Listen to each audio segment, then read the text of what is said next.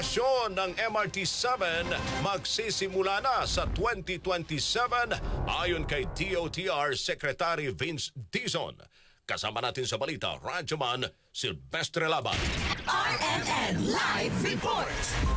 Igihayag ngayon ni Transportation Secretary Vince Dizon na masasakyan na ng publiko ang MRT-7 na nag-uugnay sa San Jose del Monte, Bulacan at Metro Manila bago matapos ang termino ni Pangulong Ferdinand Bongbong Marcos Jr. Ang pahayag ay ginawa ni Transportation Secretary Dizon kasunod ng isinagawa nitong inspeksyon sa rail line at depot sa Quirino Highway, Quezon City, Batasan Station at iba pang pasilidad ng isang dekada ng ginagawang MRT-7. Kumpiyansa naman si Dizon na pagsapit ng taong 2027 ay aarangkada na sa wakas ang operasyon ng 22-kilometrong MRT-7 project. Paliwanag pa ng kalihim, ang mas malinaw na ngayon na train operation schedule ay bilang pagtalima sa utos ni Pangulong Bongbong Marcos Jr. na pilisan ang proyekto para mabigyang ginhawa ang biyahe ng mga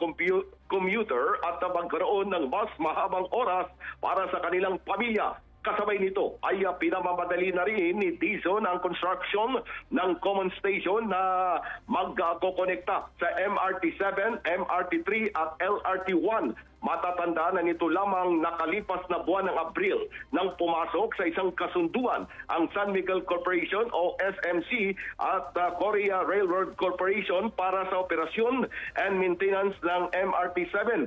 Kapag nagsimula na ang operasyon ng MRT-7 ay inasang mapabawasan na ng 35 minuto ang oras ng biyahe na inaabot ng 2 hanggang 3 oras.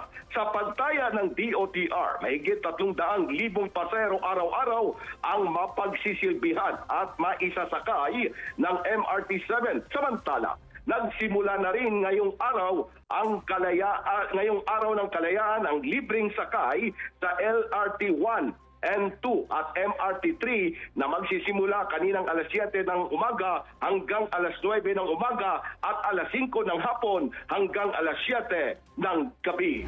Kasama mo sa DZXL RMN Manila, Radyoman Silvestre Rambolabay, Tata, RMN.